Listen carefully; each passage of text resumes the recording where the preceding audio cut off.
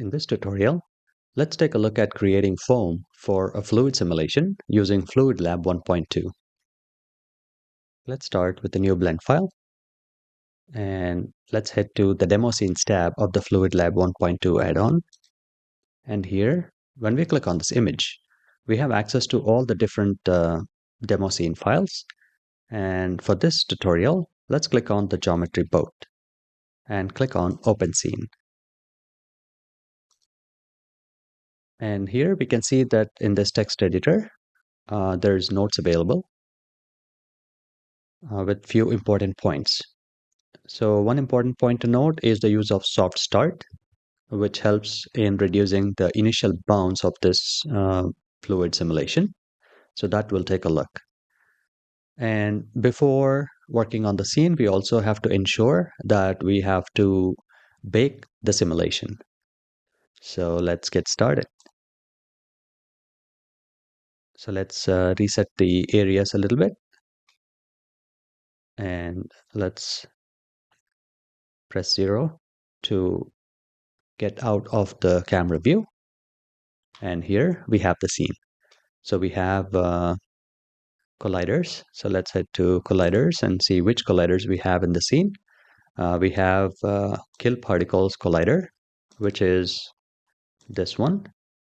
Let's turn on the overlays. So this is the collider. And we have the actual boat mesh. And we have the collider to contain the fluid, which is this one. Cool. So these are all our colliders. Now let's head to fluid settings.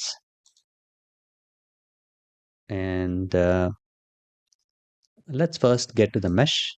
And let's head to particle settings. And there is default foam particle settings. So let's remove foam from this. So now we don't have any particle settings. Now let's get to mesh settings. And let's toggle the viewport visibility of the mesh off. And let's toggle the demo scenes tab here so we can see the fluid groups and geometry emitters and bring back the particles. There we go. Here are our particles. And now let's head to the fluid settings. When we take a look at it, we have a resolution of 120 in the scene and size of 0.038 meters. So let's take a look. Let's select the fluid and get into the local view. And here's the zoomed in image of the fluid. So the particles are overlapping with each other, which is good for a fluid simulation. Now, when we go to soft start, here in the notes, we can see that it's recommended to have an interaction radius of 1.07 and a frame start of 25. So that the fluid will settle for the first 25 frames and then it will be ready for the simulation. So let's do that. So let's change the frame start to 25 and the interaction radius to 1.07 and then click on apply. Now let's get back to normal view.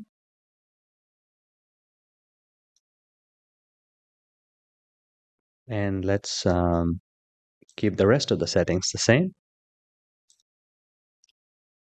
And we can play the simulation to start baking.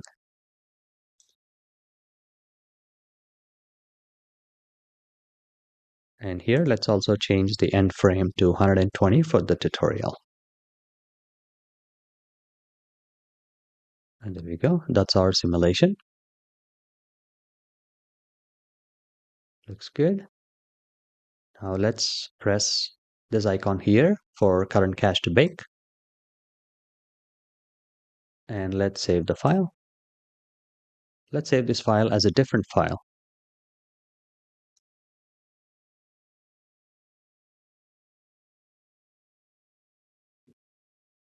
There we go. Now let's head to mesh and let's hide the fluid particles, and let's bring back the mesh. And here, let's take a look at the mesh settings. Let's select the mesh, and let's switch on the wireframe so we can take a closer look. And let's head to the local view. There you go. So here, for the simulation, let's increase the voxel resolution a bit to 0.03. So this is the mesh we're going to use for the simulation. And we can keep the size at 0.06 and smooth at 8. And once we have that, we can turn off the wireframe. And let's save the file once more. And let's bake the geometry nodes here. This bake button is actually in the geometry nodes right here.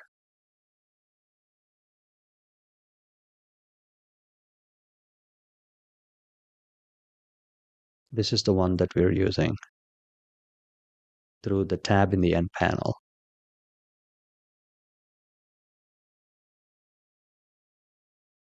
So let's bake it.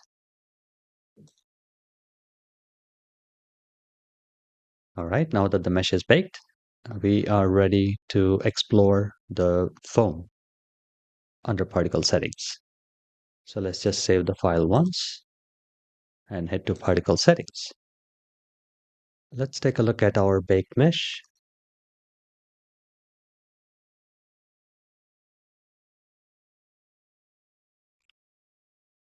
There you go, that's what we were looking for. All right, let's use this to generate foam particles.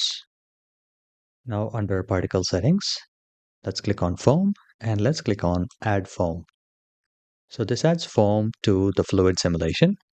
And here basically we have 4 different tabs: particles, foam mask, advection, and dispersion. And let's take a look in detail.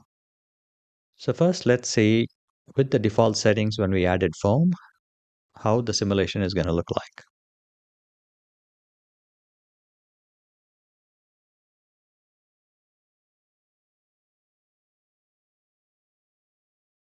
So this is with the default parameters. So the first time when we run the simulation, it's going to cache it. And the second time we run the simulation without changing any of the parameters, it's going to run the cached sim. So we're going to run it at the appropriate FPS. Cool.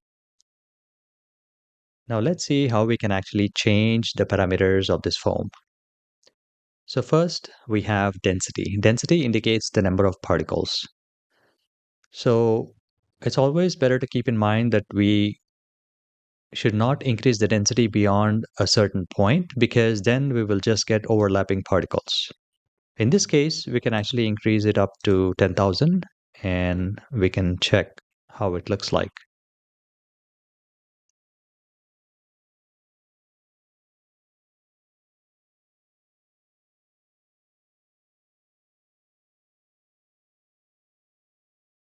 And there we go. Looks good. But we still need to adjust how the foam actually looks. So let's give a pause to the particles tab here, and let's head to the foam mask. And before moving, let's get the preview display to 0 so that no particles are displayed in the viewport.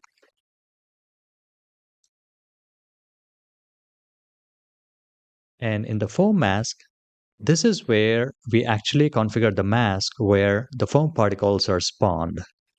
So here, let's toggle all of these off. And in order to view the foam mask, let's turn on the preview and let's head to the material preview. There we go. So let's first check what options we have here. So here we have the mask is set to all mask, which indicates that what we will be seeing here is the result of all these parameters and all these masks combined. If you are interested in looking at individual masks, then we can change this to that particular mask and then see the result here.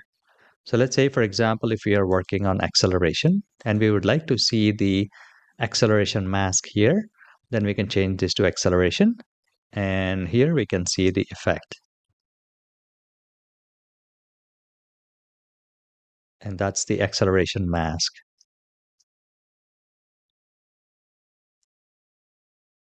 Now let's say we would like to decrease the minimum acceleration so we can actually see more of the mask. Something like that. So let's say 2. And also, in order to increase the brightness so that more foam particles are spawned, let's also decrease the max value. Something like that. We can see that the mask is much brighter now. So let's say we get this value to 5. So this is the mask with the acceleration parameters. But it's always better to keep it at all mask because we would be adding a lot of these parameters and we would like to see the end result here instead of individual masks. So we have changed it to all mask. Now let's move on to curvature. Now in curvature, we can actually change the mask based on the curvature value here. Like that. Now in this case, let's leave the curvature at 1. And impact time, we'll take a look at it later. And let's get to velocity. Now in the velocity, and here we can see that as we are increasing the minimum, we can see that the bright areas are reduced. And if we decrease the maximum, we can see that the brightness is increasing like that. So I think we can use something like this. Let's say 0.2 and something like 1.7, 1.9. I think these values should work. Then we have lifetime. Here, if we have fluid particles where we have different lifetimes of the fluid particles, then we can actually use this parameter. But in this case, all the fluid particles have the same lifespan. So we don't need to use this parameter here. And let's click on proximity. Now here we can actually select the proximity object. So let's select origami boat here, which is this boat mesh. And here we can see that we can modulate the distance, proximity distance, so that we will have the particles spawn right close to the boat. So this is how we adjust this parameter. So in this case, we can actually leave it at 1. So let's take a look.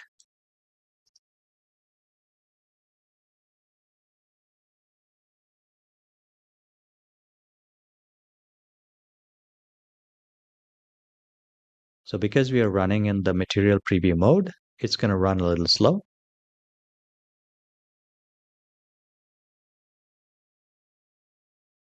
There we go. That's the mask that we were looking for. Now that we have the mask, let's turn off the preview as we would like to save on compute resources. And let's get back to the solid view. And here we can actually change from material to attribute under color.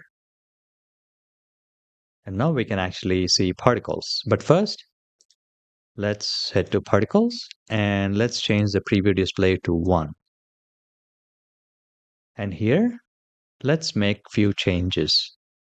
Since we use soft start and the start frame we used for soft start is 25 frames, so let's say we match the frame number, so 25, and then lifetime, let's give it 150 frames for the foam particles. And here for the radius, we can actually reduce the radius so that we will have finer foam particles since we have a good density here. So let's say 0.005 and the maximum radius, we'll keep it at 0.006. And let's take a look.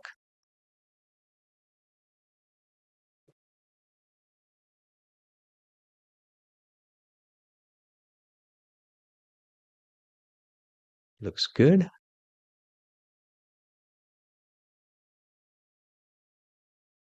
Now, once it's cached, it runs in real time. There we go. That's the real time. So those are the foam particles for the parameters that we've set under foam mask and the particles tab. Now we can actually increase the density furthermore to, let us say, 20,000. And let's rerun the animation.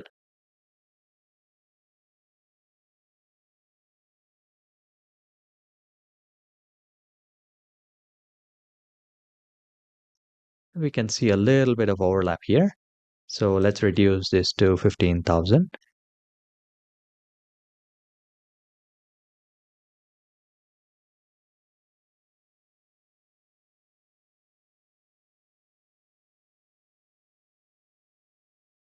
Looks good.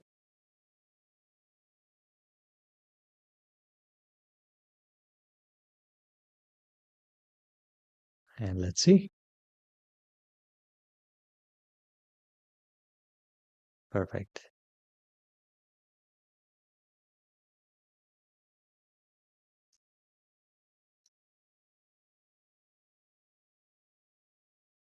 Now, if you would like to adjust any of these parameters furthermore, we can actually do so. So like, for example, if you'd like to work with the velocity, then let's get the preview display to 0.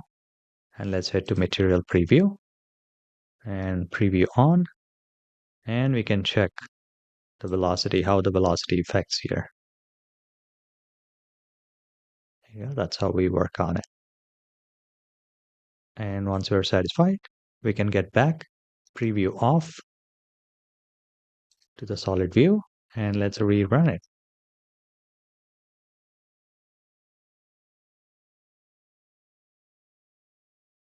We actually need to bring back the preview display back to 1.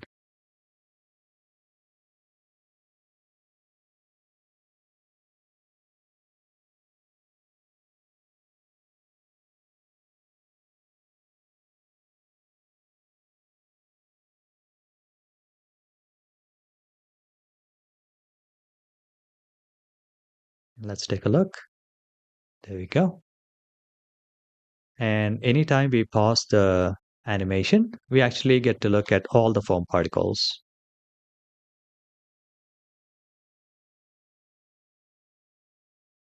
There we go.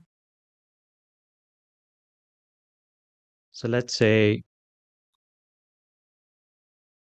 we would like to head to cycles preview. And let's take a look. Let's hide this as well. And let's insert a sky texture and give a strength of 2 with a sun elevation of 45 and sun rotation of 270. And let's head to the film, transparent. And under color management, let's change to AGX and let's reduce the exposure. And there we go. And let's actually click on the denoise as well. So that's the foam.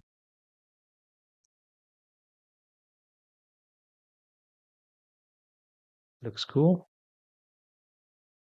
Now let's get back to the solid view. And here we have a few more options. Here, let's see foam mesh. Now here, when we click on foam mesh, here mesh is created for the foam, and this can be used if we are to shade the foam mesh directly or actually convert it to volume and use a volume shader. So let's say we reduce the resolution of the voxels to 0.01 and the size to 0.01. There we go. Looks good. So this is actually the mesh. Now when we head to cycles preview, we can actually see this mesh right here. And if you toggle the mesh off, we actually see the particles. So these are the beautiful options available in the FluidLab 1.2 for the foam. All right. Now we can take a look at the advection and dispersion. Let's take a look at the advection.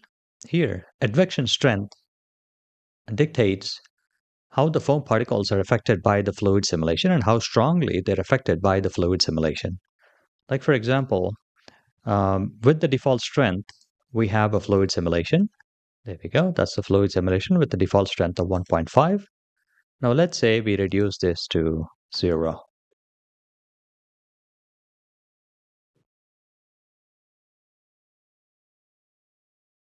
Now, as we can see, that the foam particles are not following the fluid simulation as much. So this is the behavior of the foam particles. So we can increase the strength to increase the influence of the fluid simulation and let the foam particles follow the fluid simulation for more realistic look. So let's say something like 1.4.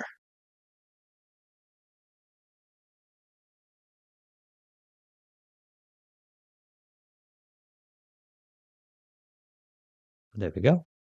Something like that. Now here we have one more option called random depth.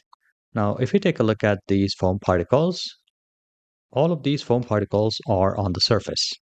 Now if we would like some of these particles to be under the surface, then we can increase the random depth value here. There we go.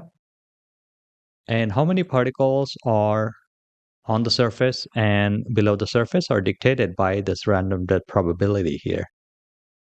For most of the scenes, a random depth value of 0 should work, as we would be viewing them from the above.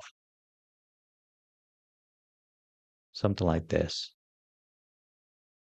Now let's take a look at the dispersion. When we make the foam particles, we use the mesh to make them move. Sometimes it is necessary to add some scattering, and here we do it with a noise pattern to avoid seeing particle patterns in the mesh. This happens because the mesh has low resolution.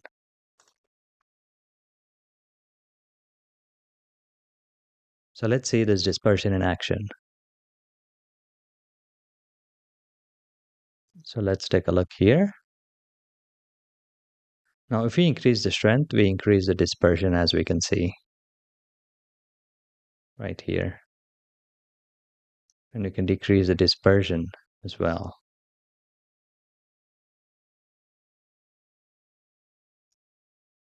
So this adds a bit of organic nature to the foam particles.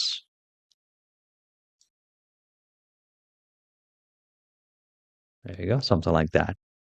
And the velocity min-max are used to further fine-tune the dispersion.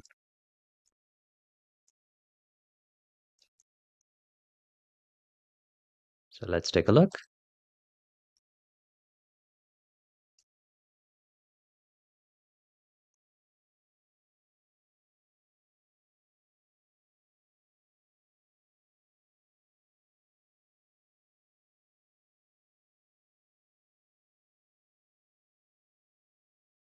And there we go.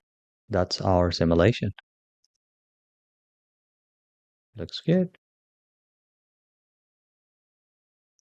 So once we have all of these parameters sorted out, we can finally hit the bake button to bake all of these parameters so that the foam particles are baked. So let's click on the bake. And there we go. Now that the foam particles are baked, it runs in real time.